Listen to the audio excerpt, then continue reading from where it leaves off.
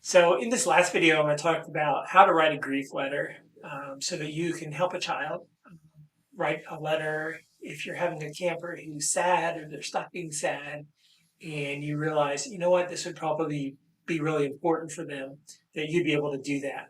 Um, so in writing a grief letter, you just encourage a child to start with writing their first memory, um, who they're writing the grief letter about, or what they're writing the grief letter about.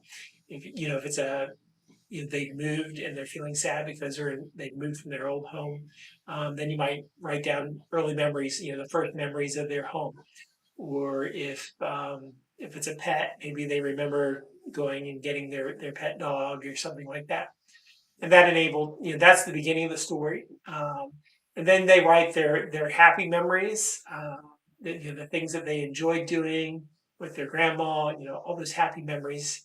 And then you encourage them to write, well, were there some things about that person, or those memories that were not so pleasant?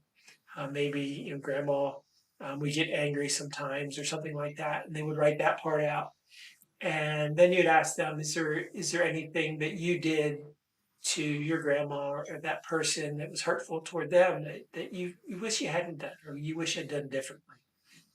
And then the last part is writing down, your last memories when you found out that they were ill or when you found out that they had died, and what were the feelings around that event when that happened.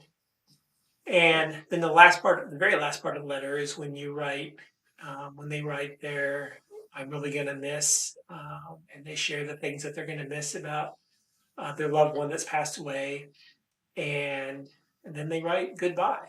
And then once they've written their letter, then you encourage them to read it to you, and it's a very good way to help bring closure to memories of loved ones or loved pets or things from the past that a child is grieving. And it doesn't mean that they don't remember later on.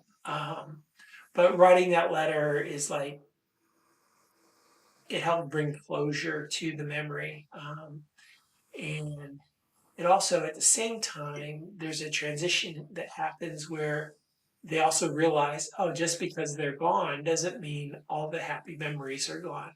Um, that I can still remember those happy memories. I can still share those memories that I enjoyed, about my grandma or whoever it was that had passed away. And so, one of the things I'd like to encourage you to do as a staff person at Camp David is go ahead and write a grief letter for someone that you loved, that has passed away.